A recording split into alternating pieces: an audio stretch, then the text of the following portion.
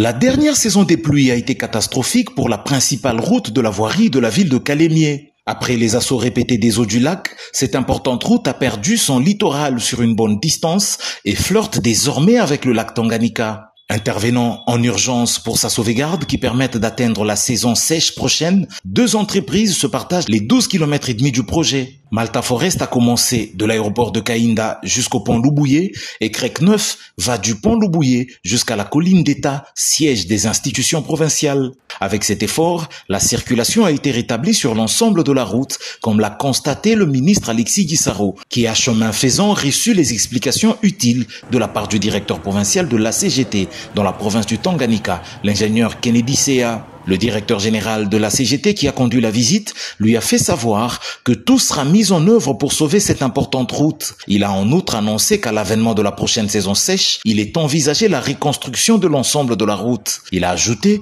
qu'à l'avenir, pour éviter pareille destruction, il faut gérer le niveau du lac, notamment en procédant au curage régulier de la rivière Lukuga, qui en est l'exutoire naturel. Le ministre a par la suite été conduit sur la route nationale numéro 5 qui va de Kalemie à Manono en passant par Nyunzu, parcourant ainsi 446 km dont les travaux ont été lancés le 28 octobre dernier en son nom par le directeur général de la CGT. Elle sera construite avec un financement issu du partenariat public-privé. C'est un projet qui permettra le désenclavement d'une grande partie de la province du Tanganyika et aussi des provinces environnantes, car cette route sera reliée à la nationale numéro 1 et aux autres routes d'intérêt public.